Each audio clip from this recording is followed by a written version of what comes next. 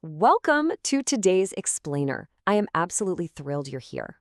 If you're stepping into the 8th grade, or honestly, if you're just looking to sharpen how you communicate with the world around you, you are in exactly the right place. As your teacher, I want to welcome you to a really crucial new skill we're going to build together today. We're focusing on our foundations of language, and specifically our listening and speaking skills. Okay, let's dive right in and look at the very foundation of our lesson, academic discussion protocols. So tell me, have you ever been in a discussion that just completely derailed into an unproductive shouting match? I want you to picture it for a second. Think back to a chaotic classroom argument you might have witnessed, or maybe a group project where literally everyone was talking over each other and nothing actually got done. It gets loud, feelings get hurt, and most importantly, the actual learning completely stops. It's frustrating, isn't it? Well, that is exactly why we need rules to keep the peace. Without structure, our great ideas just turn into noise. All right, let's get into Section 1, Iron Sharpens Iron. This is the foundational concept for our lesson today. I want you to think of a classroom conversation not just as a bunch of people talking, but as a blacksmith's forge. It's intensely hot, it's super active, and it's where raw metal is transformed into something strong and useful. Proverbs 27:17 says, "Iron sharpens iron, and one man sharpens another."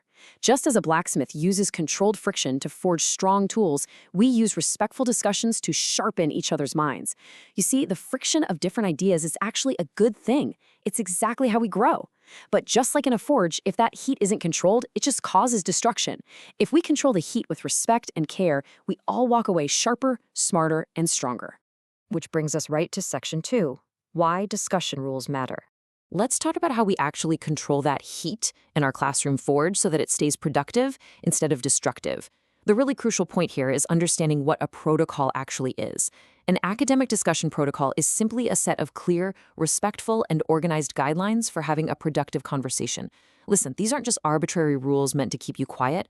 They're the essential tools that bring order and purpose to our shared ideas. Think of protocols as the tracks that keep the train of our conversation moving smoothly toward its destination. Let's look at why we really need these. First off, they help us explore ideas deeply instead of just skimming the surface.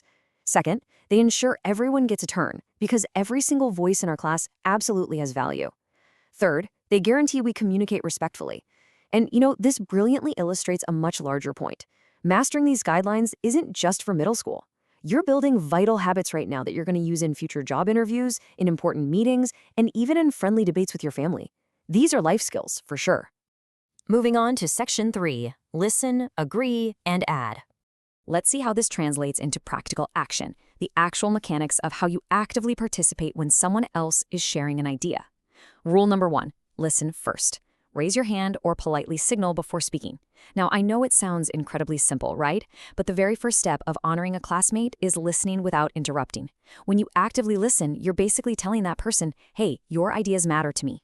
You patiently wait for your turn. You don't just sit there zoning out, thinking about what you want to say next. You truly absorb what they are offering. Now, there's a wrong way and a protocol way to do this. The wrong way is just repeating the exact same point someone else just made. Saying something like, yeah, I think the character is brave too. Well, that doesn't really move the conversation forward, does it? But the protocol way is to say, I agree, especially in the scene where he faces the dragon. Do you see the difference there? You're building on their thoughts to add real value. You agree, and then you add your own brick to the house we're all building together. Next up is Section 4, how to disagree respectfully. Because let's be totally honest here, disagreements are gonna happen. In fact, if we're really sharpening each other, disagreements absolutely must happen. But we have to handle them with grace, and we have to use evidence. So here is the exact 3-step process for disagreeing without causing an offense or totally shutting down the conversation. Step 1, acknowledge their view. Show them you actually heard them. Step 2, use a polite sentence starter. In Step 3, provide your evidence. You don't just say no, you explain exactly why, using facts from our text or our lesson. Let's look at this in action. The wrong way is bluntly saying you're wrong. Ouch, right? That instantly makes the other person defensive. The forge gets way too hot and the tools break. The protocol way uses a constructive sentence starter. I see it differently because. I want you to mentally practice swapping out a harsh shutdown for this polite phrase. I see it differently because the author states on page 4. See how that works? It invites further exploration rather than just ending the discussion right there. All right, Section 5, keeping the conversation focused. This is all about protecting our class's time and keeping the discussion glued to the main topic. Have you ever been in a really great conversation about the theme of a book, and suddenly out of nowhere someone starts talking about the author's pet cat? It's so frustrating because the conversation instantly loses all its focus and momentum. The protocol way is politely steering the conversation back. You might say something like, "That's an interesting fact about the author, but going back to the theme of bravery." You gently and respectfully guide the whole group right back on track. Let's look at Section 6, Homework and Practice. Look, knowing these rules is one thing, but we need you to become an athlete of the mind. And what do athletes do? They practice. So here are your 5 expectations for this week. 1. List 3 rules for respectful discussion. 2. Write a sentence starter for agreeing and adding.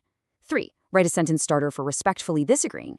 4. Participate in a small group discussion and simply observe how protocols are being used. And 5. Identify a time in class when things got off topic and write down how it could have stayed on track. Practice is literally the only way these protocols become natural habits for you. Finally, let's turn to the godly learner's mind. I want to just slow down our pace for a moment here. All of these academic skills we've talked about, listening, adding, respectfully disagreeing, they mean very little if our hearts are in the right place. We really need to connect these academic skills to our spiritual walk. Read this verse with me. "For to be carnally minded is death, but to be spiritually minded is life and peace." That's Romans 8:6-7. Keeping our minds spiritually focused brings life and peace. When we use our words to attack someone, or when we argue just for the sake of being right, we're acting carnally. But when we use our words respectfully to build others up, when we actively use our discussion protocols, we're creating life and peace right here in our classroom. And that beautifully captures the HeroesMart Academy philosophy. We intertwine biblical morality with education because, honestly, education without morality can hurt. Knowledge and intelligence should help you make wise, righteous, God-honoring choices, rather than just simply making you more capable. We want you to pursue academic excellence, for sure, but always, always while keeping your mind centered on God, truth, and wisdom. So I want to leave you with this final challenge. When you speak today, whether you're in class, at home, or just hanging out with your friends, will your words sharpen others like iron in a forge, or will they just make noise? Remember your protocols, keep your mind spiritually focused, and go out there and be a sharpener. Thank you so much for joining me for today's explainer, and I will see you next time.